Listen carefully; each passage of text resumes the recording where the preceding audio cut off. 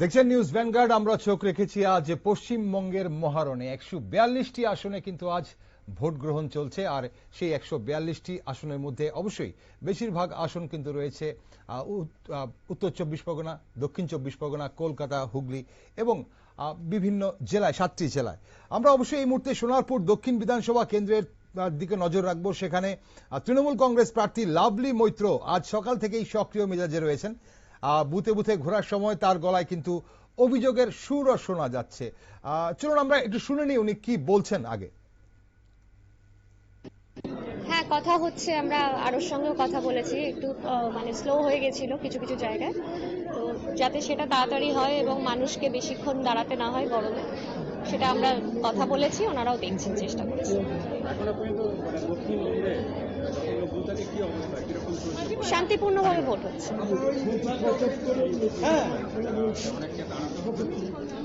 হ্যাঁ, দাঁড়াতে হচ্ছে, সেই জায়গাগুলো আমরা দেখছি। সব প্রশাসনিক স্তরে যারা আছে তাদেরকে রিকোয়েস্টও করছি যতটা তাড়াতাড়ি সম্ভব করা যায়, এবং যারা সিনিয়র সিটিজেন আছে বা অসুস্থ আছে তাদেরকে যাতে আগে তাদের ভোটটা করিয়ে নেওয়া যায়, সেগুলো আমরা বলেছি, দেখছেন ওনারা।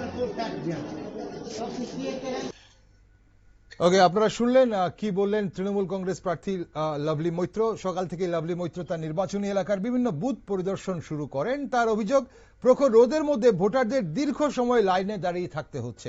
ভোটদান প্রক্রিয়া ধীর হওয়ায় লাইনের দৈর্ঘ্য কমছে না, যা সাধারণ মানুষের জন্য একটা ভোগান্তির কারণ হয়ে দাঁড়িয়েছে। উনি আরো দাবি করছেন যে এই মন্থর গতির কারণে বহু মানুষ, বিশেষ করে বয়স্ক এবং অসুস্থ ভোটাররা হয়রানির শিকার হচ্ছেন এবং অনেকেই ভোট না দিয়ে ফিরে যাওয়ার প্রবণতা অনেকের মধ্যে তৈরি হচ্ছে বলে উনি মনে করছেন। এই মুহূর্তে সরাসরি আমাদের সঙ্গে টেলিফোনে জুড়ে গেছেন আমাদের প্রতিনিধি গোপাল শীল। আমরা জেনে নেব গোপাল থেকে। গোপাল, আপনি শুনতে পাচ্ছেন আমাকে? হ্যাঁ, তোমাকে বলে রাখি, তুমি জানবেন শেষ দফার নির্বাচন কিন্তু চলছে পশ্চিমবঙ্গে। ১৪২টি আসনের নির্বাচন। সেই নির্বাচনের মধ্যে দক্ষিণ চব্বিশ পরগনায় রয়েছে ৩১টি বিধানসভা। ৩১টি বিধানসভার মধ্যে ১০,৮২২টি রয়েছে ভোট গ্রহণ কেন্দ্র। তার মধ্যে প্রায় ৯০০টি হচ্ছে স্পর্শকাতর এলাকা। আর স্পর্শকাতর এলাকার মধ্যে রয়েছে ভাঙড় এবং পূর্ব ক্যানিং এলাকার সম্পর্কিত বেশি। তবে লাভলি মৈত্রের কথা তোমাকে বলছিলাম। লাভলি মৈত্র, তুমি জানো, সোনারপুর এলাকার বিধায়ক। তিনি বিগত দিনে বিধায়ক ছিলেন, এবারে তিনি আবার ভোটে দাঁড়িয়েছেন দ্বিতীয়বার নির্বাচিত হওয়ার জন্য। তিনি কিন্তু আজকে তার ভোট গ্রহণ কেন্দ্রে সকাল সকাল আসেন। সেখানে আসার পরে তিনি দেখতে পান গতিটা খুবই মন্থর চলছে। অর্থাৎ ভোট গ্রহণ রোদের মধ্যে দাঁড়িয়ে মানুষ যেভাবে, প্রচন্ড রোদ রয়েছে ওই দিকটায়, ওই রোদের জন্য মানুষ যে প্রখর রোদ্রে মহিলা পুরুষ দাঁড়িয়ে রয়েছে, তারা অভিযোগ করে ভোটের গতিটা মন্থর, আস্তে আস্তে যাচ্ছে, সঠিক যে ভোটটা যাওয়ার কথা সেভাবে যাচ্ছে না। তিনি কিন্তু এলাকায় মানুষকে তিনি তাদের সান্ত্বনা দেন এবং অবজারভারকে জানান। পরবর্তীকালে অবজারভারের টিম সেখানে আসেন এবং তাদের সঙ্গে যারা পিআইডি অফিসার আছে কথা বলে, তাদের সঙ্গে কথা বলার পর ভোট কিন্তু তড়িৎ গতিতে চলছে বলে জানা গেছে। তবে লাভলি মৈত্রের অভিযোগকে উড়িয়ে দিয়েছে বিরোধীরা। ভোটের মতোই চলছে, শান্ত হচ্ছে বলতে পারো। গত বিধানসভা নির্বাচনের তুলনায় এবারে ভোটটা যেন নতুনত্ব, মানুষের কাছে উৎসব মেজাজে ভোট দিচ্ছে। গোপাল, একটা জিনিস জানতে চাইবো তোমার কাছে। আমরা বিক্ষিপ্ত সংঘর্ষের ঘটনা আমরা শুনতে পাচ্ছি, খবর পাচ্ছি বিভিন্ন জায়গা থেকে। এই মুহূর্তে এই যে সোনারপুর দক্ষিণে, সেখানে নিরাপত্তা ব্যবস্থা কেমন রয়েছে, আর সেখানে কেন্দ্রীয় বাহিনীর মোতায়েন কতটা মানে গুরুত্বপূর্ণ ভূমিকা পালন করছে সেখানে কেন্দ্রীয় বাহিনী?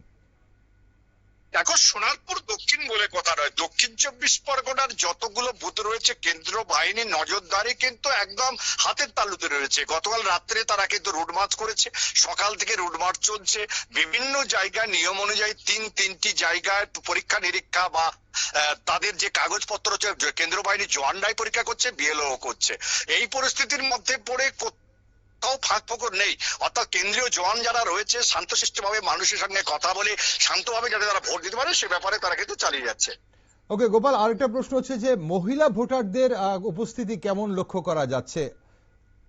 দেখো, সকাল থেকে কিন্তু মহিলা ভোটারদের সংখ্যাটা খুবই বেশি। মহিলা ভোটাররা কিন্তু প্রচুর পরিমাণে এসেছে, যাতে তারা সকাল সকাল নির্বাচনে ভোটটা দিয়ে তারা কিন্তু তাদের বাড়ির কাজকর্ম করতে পারে। সেই জন্য মহিলা ভোটারদের সংখ্যাটা বেশি। পুরুষরা বিকালের দিকে আসবে বলে মনে করা হচ্ছে। অসংখ্য ধন্যবাদ গোপাল সঙ্গে থাকার জন্য, আপডেটের জন্য। অবশ্যই আপনার কাছে আমরা পরে যাব আবার। এই মুহূর্তের জন্য ধন্যবাদ।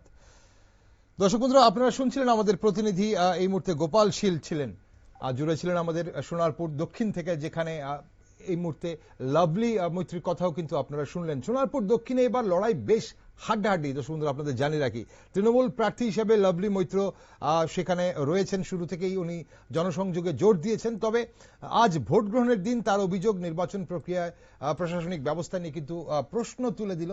কেন ভোট গ্রহণে দেরি হচ্ছে তার কারণ জানতে চান উনি, এবং নির্বাচন কমিশনকে অবিলম্বে ভোটদানের গতি বাড়ানোর জন্য প্রয়োজনীয় পদক্ষেপ নিতে অনুরোধ করেন।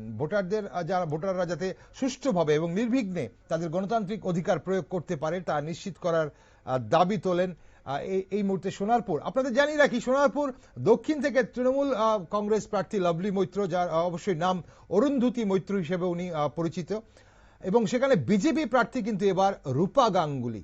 গতবার অর্থাৎ 2021 সালের নির্বাচনে বিজেপি প্রার্থী অঞ্জনা বসুকে প্রায় 26,181 ভোটে পরাজিত করেছিল লাভলি মৈত্র।